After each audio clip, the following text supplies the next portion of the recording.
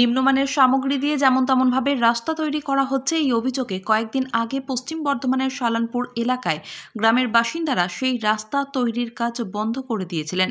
জেলা পরিষদের আর্থিক সহায়তায় শালানপুর ব্লকের বোলকুন্ডা থেকে মাধাইচক মোড় পর্যন্ত পাকা রাস্তা তৈরির কাজ করা হচ্ছে। এলাকায় রাস্তা যেটা হচ্ছে সেটা নিয়ে আপনি এবং আপনার গ্রামবাসীরা কাজ বন্ধ করেছেন, কি কারণে কাজটা বন্ধ করেছিলেন? দেখুন, কাজের ব্যাপারে বা রাস্তার মেটেরিয়াল কি আছে সেই ব্যাপারটা আমাদের জানা নেই, কিন্তু আমরা প্রথম থেকে যেটা উপলব্ধি করছি যে পিচটা কন্টিনিউ করছে, কিন্তু পিচটা জমাট বাঁধছে না, মানে ছোটো কাঠি দিয়ে খোঁচা মারলে উঠে যাচ্ছে। আপনার হয়তো দেখালো, আপনাদের ফুটেজ থাকবে, তো বারবার করে বলার পরেও মানে ঠিকাদার প্রায় দাদাগিরির মতো কাজটা করেই যাচ্ছে, বন্ধ করেনি।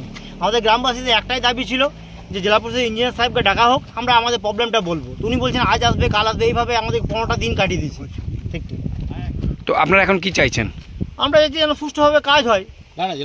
এখন তো সবাই এসছে, আজকে তারা কি আশ্বাস দিলেন আপনাকে? দেখুন, কে এসছে, কে এলো, কে কি বললো, কোনো মাইনে রাখে না। আমি চাই কাজের যেন কোয়ালিটি মেনটেন হয়, বা সেটাই আমরা চাইবো। সাহেব এসছেন, আমরা আগামী দেখবো যেন কাজের কোয়ালিটিটা মেনটেন হয়, একটা কাঠি দিয়ে খোঁচা মারলে যেন রোডটা উঠে না যায়, বা সেটাই চাইবো।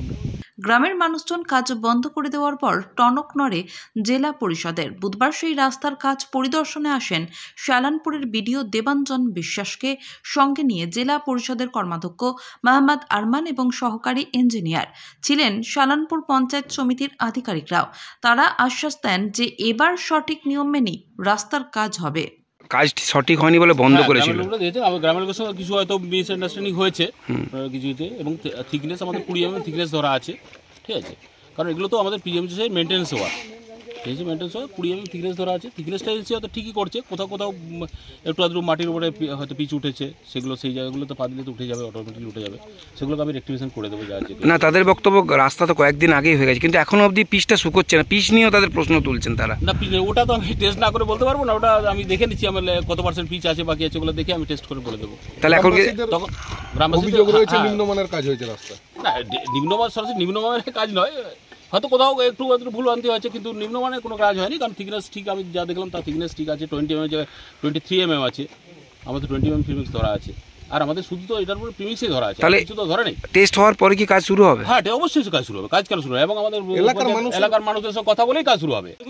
এই রাস্তার কাজ তো বন্ধ ছিল, কি দেখলেন এসে?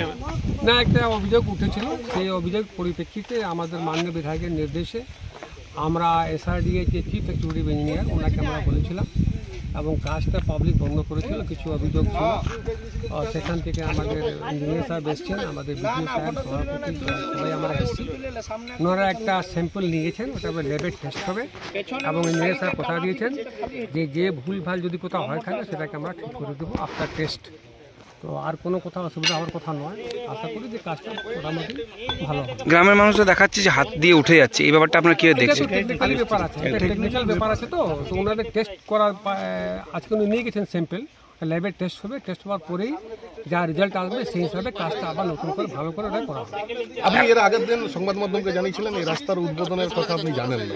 এটা তো একটা কমিউনিকেশন গ্যাপ হলো, এটা এজেন্সির কমিউনিকেশন গ্যাপ করেছিল, আমাদের কাউকে না জেনে, আমাদের বিধায়ককে না জেনে, আমাদের সমিতিকে বা জেলাকে না জানিয়ে তারা কাজ শুরু করলো।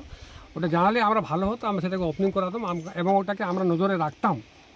এটা জানায়নি, যাই হোক, যেটা হয়েছে হয়েছে, এবারে কাজটা যেন ভালো হয় এটা আমাদের আশা, কাজটা নিশ্চয়ই ভালো হবে। শালানপুর থেকে পাপন চৌধুরীর রিপোর্ট, SDTV নিউজ।